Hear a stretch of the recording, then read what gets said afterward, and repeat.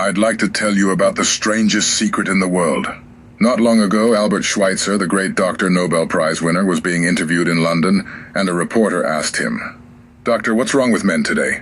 The great doctor was silent a moment, and then he said, "Men simply don't think, and it's about this that I want to talk with you. We live today in a golden age. This is an era that man has looked forward, dreamed of, and worked toward for thousands of years, but since it's here, we pretty well take it for granted. We in America are particularly fortunate to live in the richest land that ever existed on the face of the earth. A land of abundant opportunity for everyone. But do you know what happens? Let's take 100 men who start even at the age of 25. Do you have any idea what will happen to those men by the time they're 65? These 100 men who all start even at the age of 25 believe they're going to be successful. If you ask any one of these men if he wanted to be a success, he'd tell you that he did.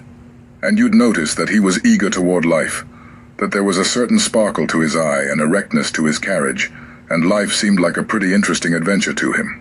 But by the time they're 65, 1 will be rich, 4 will be financially independent, 5 will still be working, 54 will be broke. Now think a moment. Out of the 100, only 5 make the grade. Why do so many fail? What has happened to the sparkle that was there when they were 25? What's become of the dreams, the hopes, the plans? And why is there such a large disparity between what these men intended to do and what they actually accomplished? When we say about 5% achieve success, we have to define success. And here's the definition. Success is the progressive realization of a worthy ideal. If a man is working toward a predetermined goal and knows where he's going, that man is a success. If he's not doing that, he's a failure. Success is the progressive realization of a worthy ideal. Rollo May, the distinguished psychiatrist, wrote a wonderful book called Man's Search for Himself, and in this book he says, the opposite of courage in our society is not cowardice, it is conformity. And there you have the trouble today, it's conformity. People acting like everyone else without knowing why, without knowing where they're going. Now think of it. In America right now there are over 14 million people 65 years of age and over. And about 13 million of these 14 million are broke. They're dependent on someone else for life's necessities. Now we learn to read by the time we're 7. We learn to make a living by the time we're 25. Usually by that time we're not only making a living, we're supporting a family.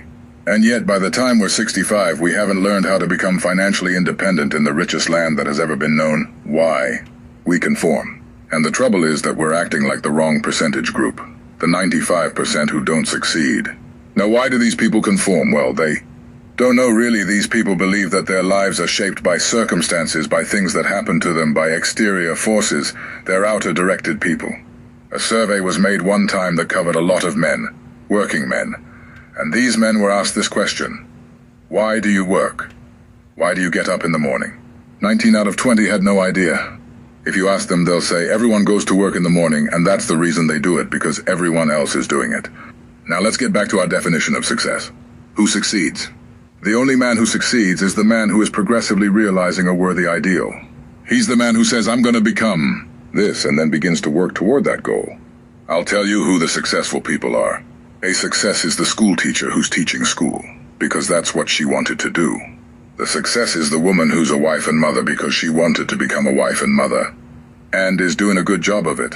The success is the man who runs the corner gas station, because that's what he wanted to do.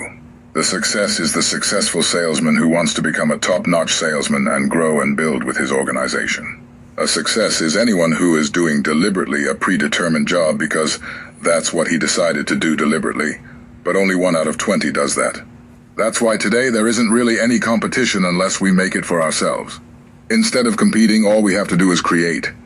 Now, for 20 years, I looked for the key which would determine what would happen to a human being. Was there a key I wanted to know, which would make the future a promise that we could foretell to a large extent? Was there a key that would guarantee a person's becoming successful if he only knew about it and knew how to use it well? There is such a key, and I found it. Have you ever wondered why so many men work so hard and honestly without ever achieving anything in particular, and others don't seem to work hard, and yet seem to get everything? They have the magic touch. You've heard them say that about someone. Everything he touches turns to gold. And have you ever noticed that a man who becomes successful tends to continue to become successful? And, on the other hand, Have you noticed our man who is a failure tends to continue to fail? It's because of goals. Some of us have them, some don't. People with goals succeed because they know where they're going. Now think of a ship leaving a harbor, and think of it with the complete voyage mapped out and planned. The captain and crew know exactly where it's going and how long it will take. It has a definite goal. 9,999 times out of 10,000, it will get to where it started out to get. Now let's take another ship, just like the first, only let's not put a crew on it, or a captain at the helm. Let's give it no aiming point, no goal, no destination. We just start the engines and let it go. I think you'll agree with me that if it gets out of the harbor at all, it will either sink or wind up on some deserted beach, a derelict. It can't go any place because it has no destination and no guidance. It's the same with a human being. Take the salesman, for example. There is no other person in the world today with the future of a good salesman. Selling is the world's highest paid profession if we're good at it and if we know where we're going. Every company needs top-notch salesmen, and they reward those men. The sky is the limit for them. But how many can you find? Someone once said, the human race is fixed not to prevent the strong from winning, but to prevent the weak from losing. The American economy today can be likened to a convoy in time of war. The entire economy has slowed down to protect its weakest link, just as the convoy had to go at the speed that would permit its slowest vessel to remain in formation. That's why it's so easy to make a living today. It takes no particular brains or talent to make a living and support a family today. So we have a plateau of so-called security, if that's what a person's looking for, but we do have to decide how high above this plateau we want to aim for. Now let's get back to the strangest secret in the world, the story that I wanted to tell you today. Why do men with goals succeed in life, and men without them fail? Well, let me tell you something which, if you really understand it, will alter your life immediately. If you understand completely what I'm going to tell you, from this moment on, your life will never be the same again. You will suddenly find that good luck just seems to be attracted to you. The things you want just seem to fall in line. And from now on, you won't have the problems, the worries, the knowing lump of anxiety that perhaps you've experienced before, doubt, fear. Well, they'll be things of the past. Here's the key to success and the key to failure. We become what we think about. Now let me say that again. We become what we think about. Throughout all history, the great wise men and teachers, philosophers and prophets, have disagreed with one another on many different things. It is only on this one point that they are in complete and unanimous agreement. Listen to what Marcus Aurelius, the great Roman emperor, said. He said, a man's life is what his thoughts make of it.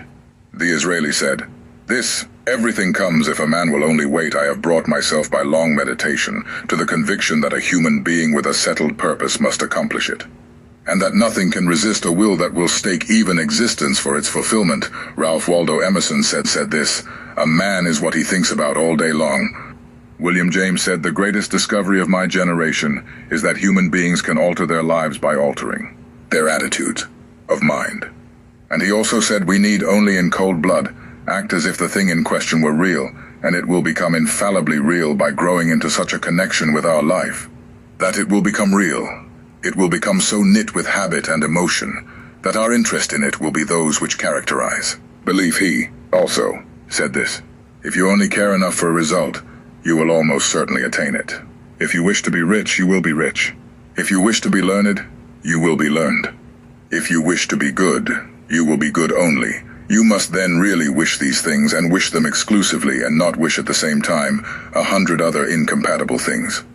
Just as strongly in the Bible, you read in Mark 9:23, if thou canst believe, all things are possible to him.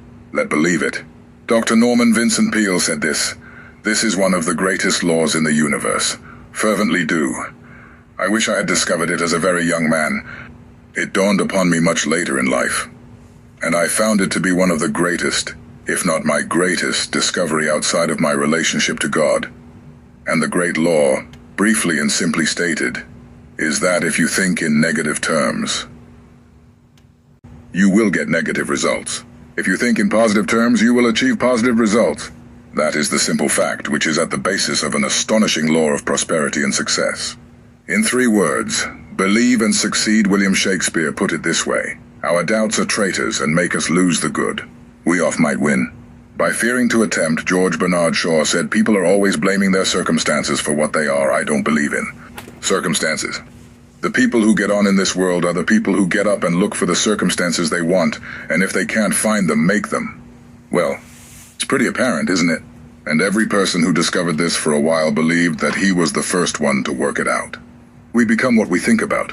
Now it stands to reason that a person who's thinking about a concrete and worthwhile goal is going to reach it, because that's what he's thinking about.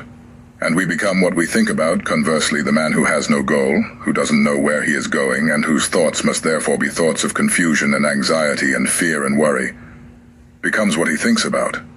His life becomes one of frustration, fear, anxiety, and worry. And if he thinks about nothing, he becomes nothing. Now, how does it work? Why do we become what we think about? Well, I'll tell you how it works, as far as we know now.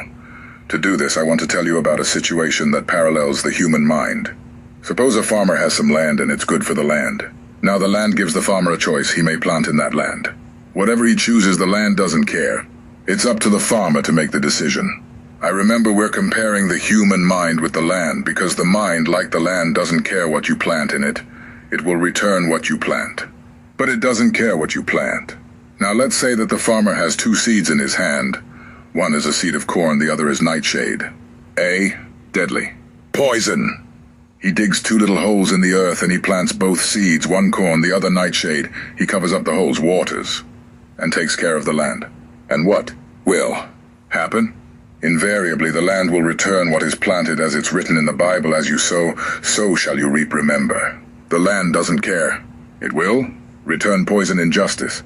Wonderful abundance as it will corn, so up come the 2 plants, 1 corn, 1 poison.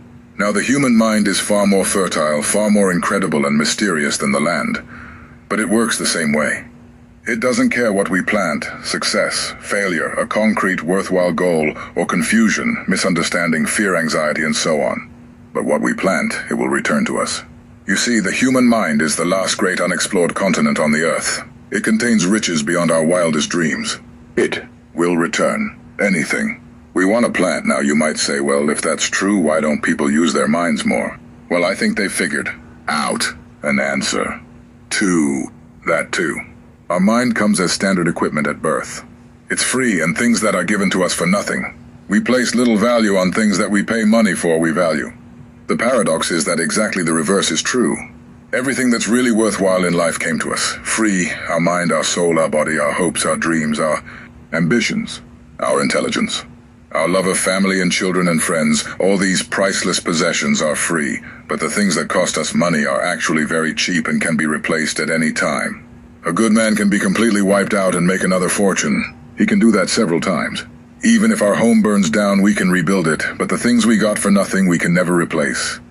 The human mind isn't used merely because we take it for granted. Familiarity breeds contempt. It can do any kind of job we assign to it, but generally speaking, we use it for little jobs instead of big, important ones.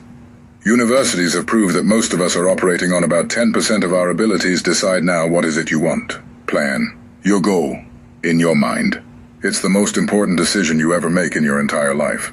Do you want to be an outstanding salesman, a better worker at your particular job? Do you want to go places in your company, in your community? All you've got to do is plant that seed in your mind, care for it, work steadily toward your goal, and it will become a reality. It not only will. There's no way that it cannot. You see, that is a law. Like the laws of Sir Isaac Newton, the laws of gravity. If you get on top of a building and jump off, you'll always go down, you'll never go up. And it's the same with all the other laws of nature. They always work. They're inflexible. Think about your goal in a relaxed, positive way. Picture yourself in your mind's eye as having already achieved this goal. See yourself doing the things you will be doing when you've reached your goal. Ours has been called the phenobarbital age, the age of ulcers and nervous breakdowns. At a time when medical research has raised us to a new plateau of good health and longevity, far too many of us worry ourselves into an early grave trying to cope with things in our own little personal ways, without learning a few great laws that will take care of everything for us. These things we bring on ourselves to our habitual way of thinking. Every one of us is the sum total of his own thoughts. He is where he is because that is exactly where he really wants to be, whether he'll admit that or not. Each of us must live off the fruit of his thoughts in the future, because what you think today and tomorrow, next month and next year, will mold your life and determine your future. You're guided by your mind. I remember one time I was driving through Arizona and I saw one of those giant earth-moving machines roaring along the road at about 35 miles an hour with what looked like 20 tons of dirt in it. A tremendous, incredible machine. And there was a little man perched way up on top with the wheel in his hands, guiding it. And as I drove along, I was struck by the similarity of that machine to the human mind. Just suppose you're sitting at the controls of such a vast source of energy. Are you going to sit back and fold your arms and let it run itself into a ditch? Or are you going to keep both hands firmly on the wheel and control and direct this power to a specific, worthwhile purpose? It's up to you. You're in the driver's seat, you see. The very law that gives us success is a two-edged sword. We must control our thinking, the same rule that can lead a man to a life of success, wealth, happiness, and all the things he's ever dreamed of for himself and his family. That very same law can lead him into the gutter. It's all in how he uses it, for good or for bad. This is the strangest secret in the world. Now, why do I say it's strange, and why do I call it a secret? Actually, it isn't a secret at all. It was first promulgated by some of the earliest wise men, and it appears again and again throughout the Bible. But very few people have learned it, understand it. That's why it's strange, and why, for some equally strange reason, it virtually remains a secret, I believe, that you could go out and walk down the main street of your town and ask one man after another what the secret of success is. And you probably wouldn't run into one man in a month who could tell you now this information is enormously valuable to us if we really understand it and apply it. It's valuable to us not only for our own lives, but the lives of those around us, our family, employees, associates, and friends. Life should be an exciting adventure. It should never be a bore. A man should live fully, be alive. He should be glad to get out of bed in the morning. He should be doing a job he likes to do because he does it well. One time I heard Grove Patterson make a speech, the editor-in-chief of the Toledo Daily Blade, and as he concluded his speech, he said something that I've never forgotten. He said something like this: "My years in the newspaper business have convinced me of several things, among them that people are basically good, and that we came from someplace. And we're going someplace, so we should make our time here an exciting adventure.